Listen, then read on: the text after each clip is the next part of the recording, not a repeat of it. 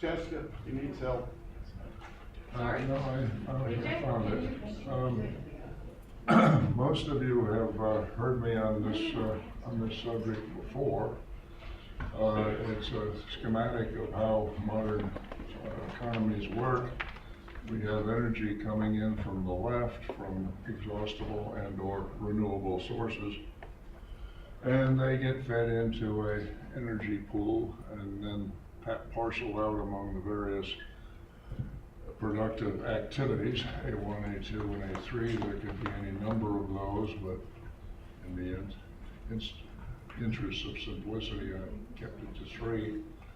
They all have outputs, vectors of outputs, which get sent to the output pool and then parceled out among the end user groups.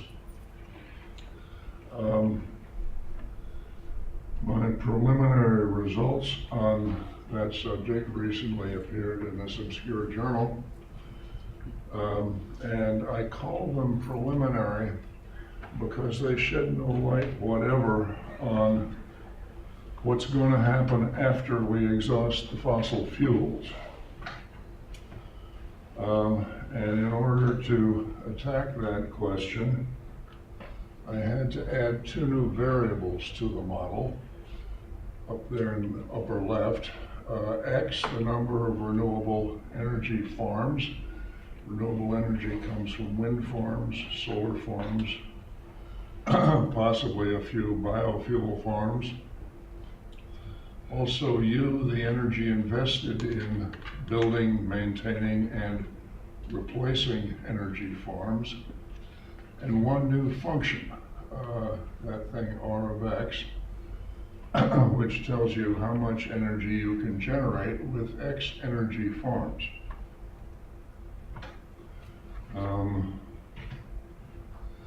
And R of X represents the greatest amount of energy obtainable from X energy farms, which means it's important not only how many energy farms you have, but where you put them. In order to get the maximum out, you have to put them in the right places. Windmills have to go on the top of the hills, they can't go in the valleys in between. And the law of diminishing returns has to apply to R of X so that each time you increment X by an amount delta, you get a smaller vertical increase. You do get an increase, you keep on getting them forever, but they get smaller and smaller.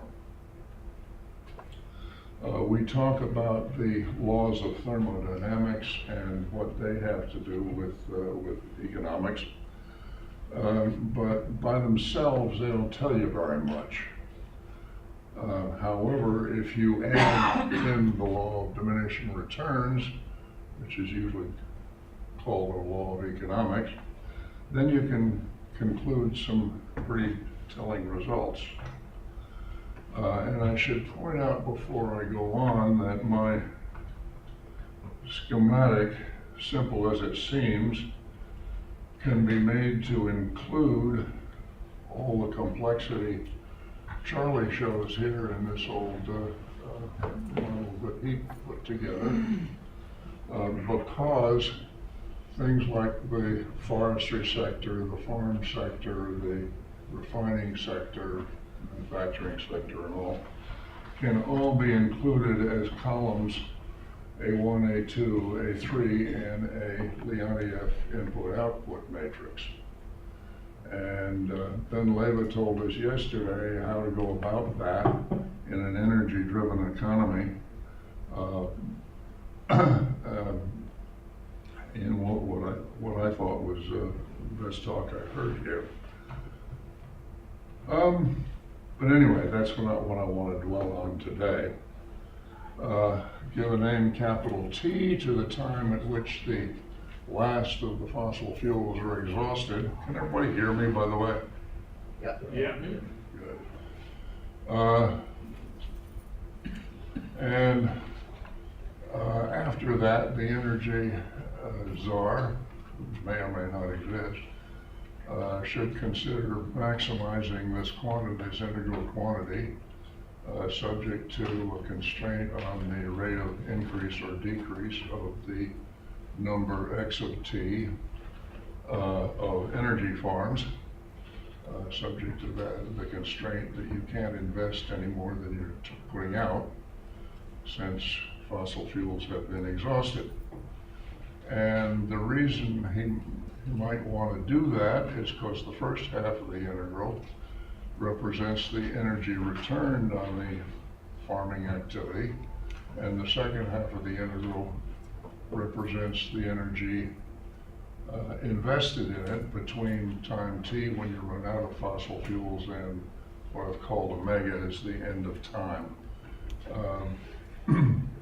Some people write an infinity up there, but then you have to include a discount factor, and that confuses the analysis in my view. And these quantities, ER and EI, are exactly the constituents of ER and my EROI and my new favorite spelling, ER, energy return, on, little o, energy invested, which is just a fraction. And a solution to such a problem should include the optimal investment strategy, an explanation of the expansion and contraction of X of T under the influence of that said strategy, the maximum sustainable number of energy farms, because you have to maintain and replace energy farms as they wear out. I'm told that photovoltaics last about 30 years and pay for themselves in 3, which gives you an ROI of 9. I suspect it's lower than that when you can, I suspect that the EROIs are smaller than the ROIs. And finally, it should tell you something about the maximal amount of energy you can hope to generate, starting with an endowment X at any time at all after the exhaustion. And a picture is worth 1,000 words, or so they tell me. And so here's the investment strategy. If you have more than the ideal number of energy farms, you stop investing and let attrition take you down to that number. If you have less than the ideal number, you invest everything until you've got that many. And then you keep it at that level, investing just enough to replace the ones that wear out, until you get pretty close to the end of time. And then you stop investing, because it doesn't make any sense to build something that's going to last for 30 years if you're going to get 3 years use out of it. So that's why that horizontal line stops at the point A. Because you're dead or why? What? Because you're dead or why? Because you're dead or why? Because there's no point in building something that you're not going to get to use for. Why? Because you're dead? No, because it won't achieve payout. You'll put more into it than it's going. They want to know where omega comes from. What? How do you know where Where's omega? Where did omega come from? It's just a very large number. It's way out in the future. I don't know where it is, but it doesn't make too much difference, because you do the same thing until you get close to it, and then at the very end, you do something different. This pattern appears in lots of optimal control problems. It's known as a turnpike and feeder pattern. If I leave home to go to the Baltimore airport, I start at a point, call it X sub T there, and I drive to the freeway, and then I stay on the freeway until I get close to the airport, and then I get off at the exit ramp and follow feeders to my destination.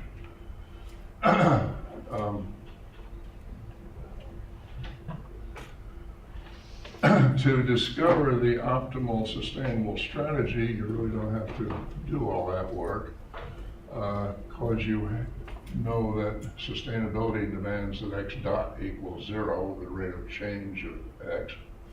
So you can solve that equation for u, has to be kx over a, and you substitute that for a, and then you maximize the difference, and you calculate x star. And once you have that, you can substitute it into r and get r star, the ideal rate of power generation, and u star, the ideal rate of investment over the while you're in equilibrium on that horizontal path. And all, oops, where did we get that?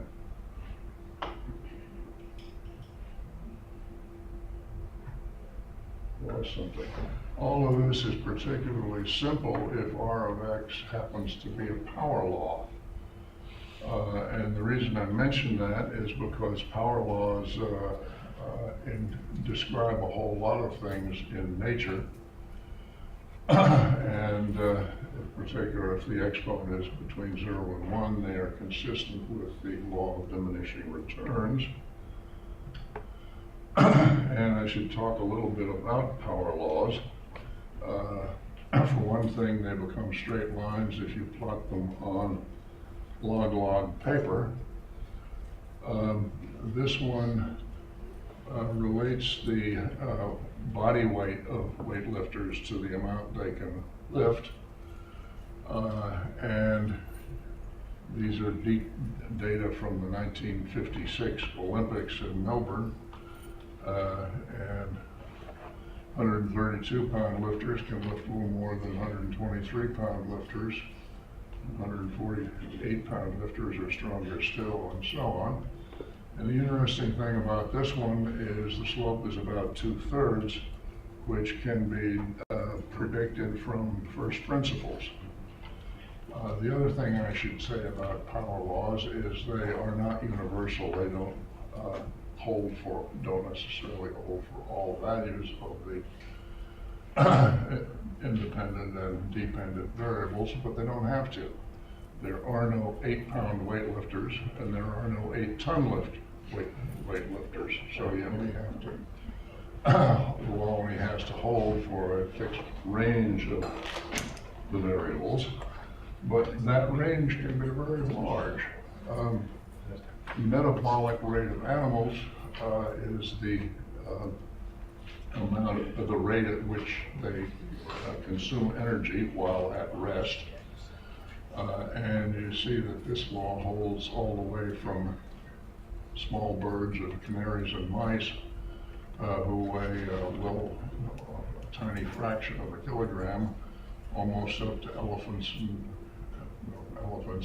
who weigh almost 10,000 kilograms.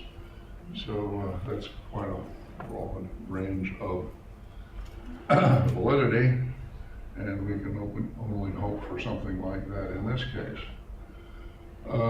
If R of X is indeed of this power law form, then it turns out that the EROI in equilibrium depends only on the exponent in the power law.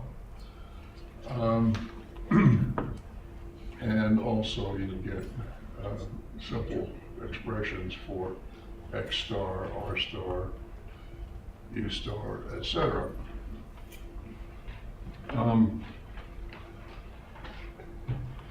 But T is still a long time in the future, and there's no physical impediment to the immediate construction of the ideal number of energy forms.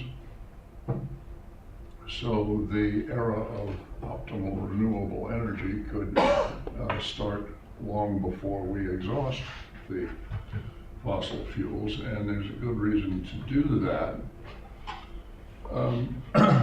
The total amount of energy you're going to generate, excuse me, these have gotten out of order for some reason.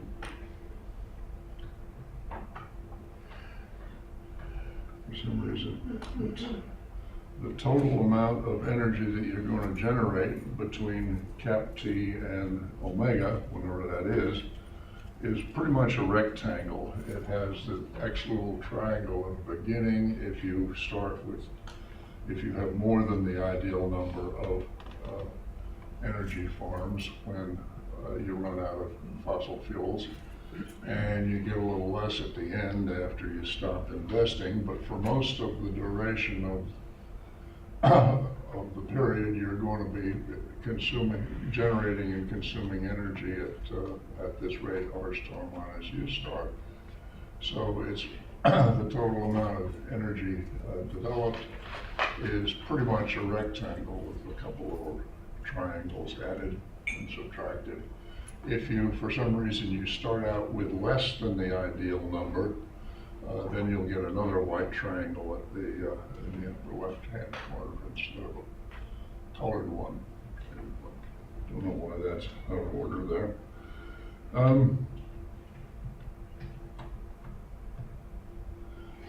But the point I'd like to make is that if there is an optimal number of or configuration of energy farms, we ought to build it soon, because every day that you delay building it is that crosshatch area on the left.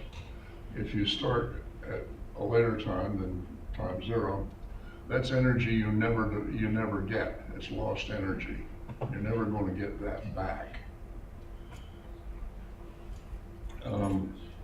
So if we assume that R star minus U star is equal to half the energy that we're now developing with fossil fuels, then we're wasting half the energy we develop with fossil fuels every year we delay construction of this optimal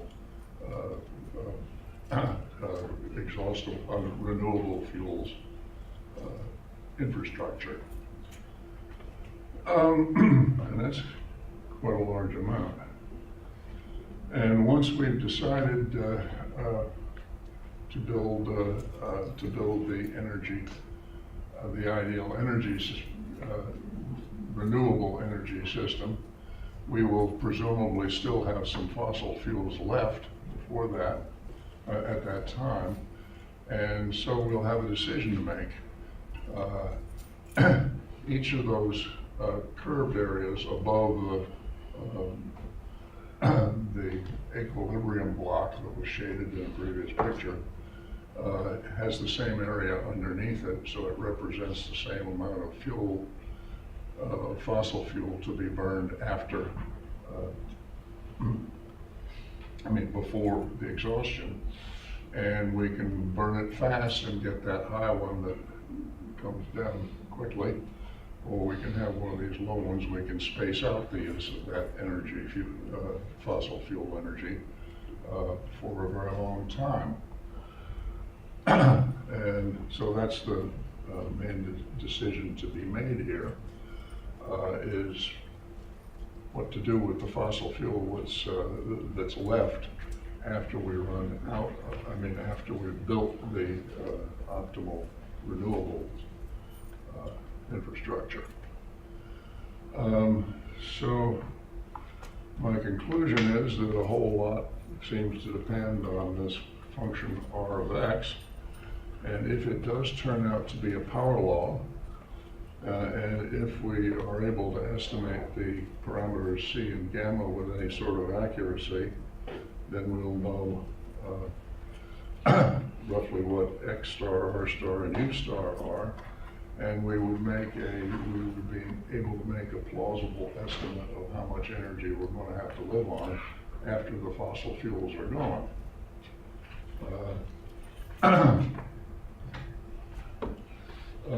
Work has already begun on that question. Charlie's study of the photovoltaic installation in Spain comes up with a rather low estimate of possible EROI. And if you remember, Of EROI. what? You said of fossil fuel, and I think you mean of EROI, rather low estimate. I pronounce that EROI. But if you remember, if you know EROI, you can calculate the exponent on in the power law. So if the power law, if there is a power law, you know what its exponent is going to be. There are other studies with wind farms. He estimates the EROIs are around 18. I suspect that would be a bit lower if you had to build them with purely renewable energy. If you didn't have any fossil fuels to build them with, but I don't know that for sure. But obviously the skills to calculate that power law, if there is one, are readily available at hand. So the studies have already been made. A lot more of them could be made and should be made. The bad news, I think, is that our star minus U star is likely to be a small fraction of the energy we're now getting from fossil fuels. And there's no way to increase that. But it would be nice to know how big that fraction is. I know that Jack Allen has thought long and hard on the question. He thinks it's about 0. On the other hand, Gail Report tells us that we have to continue to increase energy per capita. So her estimate is infinity. And the rest of us, I think, probably fall somewhere in the middle. So, thank you.